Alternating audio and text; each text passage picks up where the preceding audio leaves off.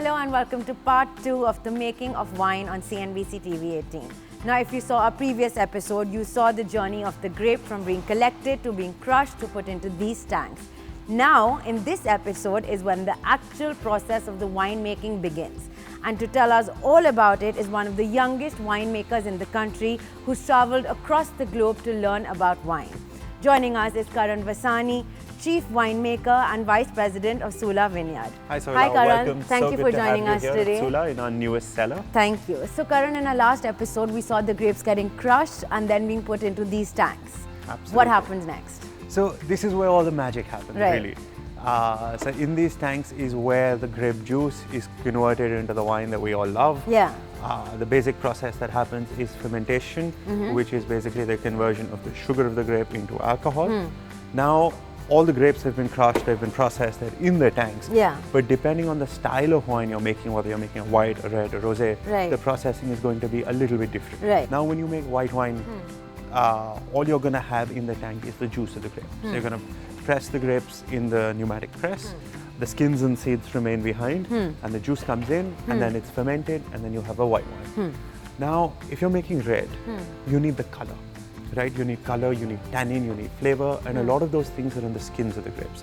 So when you want to make red wine, you're not just going to take the juice of the grape into the tank, you're going to take the whole grape with the skins, with the seeds. Yeah. The entire grape comes into the tank. What is the capacity? So we're talking, our tanks here are about 135,000 liters. So Right. they're some of our largest tanks. Yeah. So holding over 150,000 bottles of wine in one single That's tank. a lot. You are going to make me taste the wine here, Absolutely. So right after fermentation? Absolutely. Any particular things we're looking out for?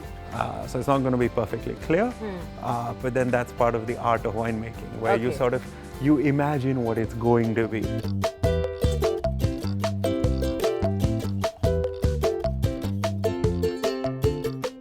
Karan, is it true that the more the wine ages, the finer it gets? You know, that's actually such a common myth. Is it? The fact is that over 95% of the wine made in the world Yeah. is made to be drunk within the first couple of years. Is it white or red? Particularly the whites. The reds, yes, you can keep them for a little bit longer time. But, you know, very few wines are meant to be aged for that long. Yeah. So, for example, the barrels that we're walking in the midst of, they have our Rasa Cabernet Sauvignon. which is the red. Which is the red, which Right. we'll be tasting shortly. Okay. And that can age for more than 10 years. Okay.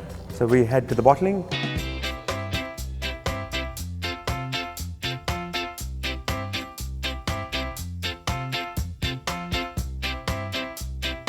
So Sohila, we're here at the end of the line, Yeah, literally. literally. It's the final place where our beautiful Riesling has just been bottled, labeled, Yeah. packed, and it's sealed up, packed up, ready to go to our customers all around the world.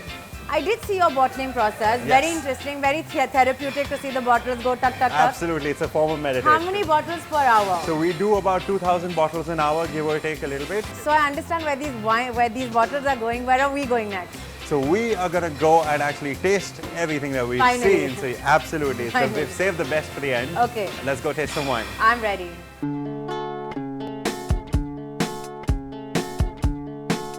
Here comes the interesting part, at least for me, the tasting. Karan, let's start. Let's begin. Yes. So we're here at the Sohila tasting room where we get almost 400,000 visitors a year Yeah. with 4 of our beautiful award-winning wines. Yeah. So what we're going to start with is the Sohila Brut Tropical. You know, it's one of our top sparkling wines. It's in this beautiful bottle. It's a really pale rosé, really fresh, fruity, easy drinking. So let's move on to wine number 2. Yeah. This is our Dindori Reserve Chardonnay. So this is a relatively new wine for us. And we for sure believe it's the best Chardonnay in India at the moment. So we swirl it first. Yes, you swirl it, so that helps release all the lovely aromas because Yeah. the wine's been in the bottle, it's close, a little bit of exposure to air just opens it up. Yeah. So this spends about 4 months in those beautiful French oak barrels. The oak gives it a nice texture, nice creaminess. It's good Chardonnay. Perfect, so glad to hear that. So next we have our Source Grenache Rosé. So this is a new line for us, actually the Source. It's not in the standard Sohila packaging.